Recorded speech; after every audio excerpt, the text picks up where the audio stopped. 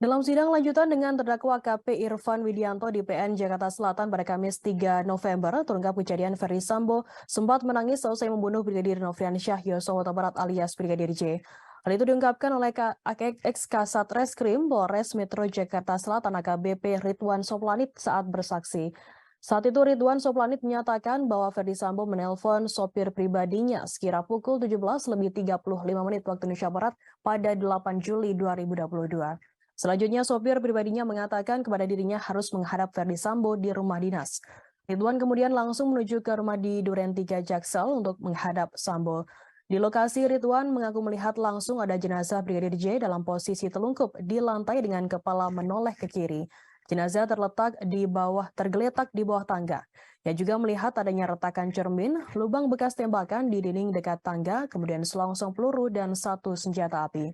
Namun Ridwan mengungkapkan saat itu Ferdy Sambo mengaku tak melihat adanya peristiwa tembak-menembak antara Brigadir J dengan Baradae. Kepada Ridwan, Ferdy Sambo kala itu menunjuk ke arah pintu kamar lalu menyebut istrinya Putri Chandrawati dilecehkan di kamar tersebut. Sambo kemudian juga menyebut Brigadir J melecehkan Putri di Magelang, Jawa Tengah. Menurut Ridwan, Ferdy Sambo memukul tembok dengan keras lalu menyandarkan kepalanya di tembok. Sambo juga tampak berkaca-kaca seperti ingin menangis. Setelah itu, Ridwan Soplanit lantas memohon izin memanggil tim ke TKP kejadian. Ferdy Sambo diketahui merupakan tersangka atas kasus pembunuhan berencana Brigadir J di rumah dinas Duren 3 Jakarta Selatan. Pembunuhan berencana tersebut menetapkan 4 tersangka lain maksud kami yakni Putri Chandrawati, Baradae, Bribka Riki Rizal, dan juga Kuat Ma'ruf.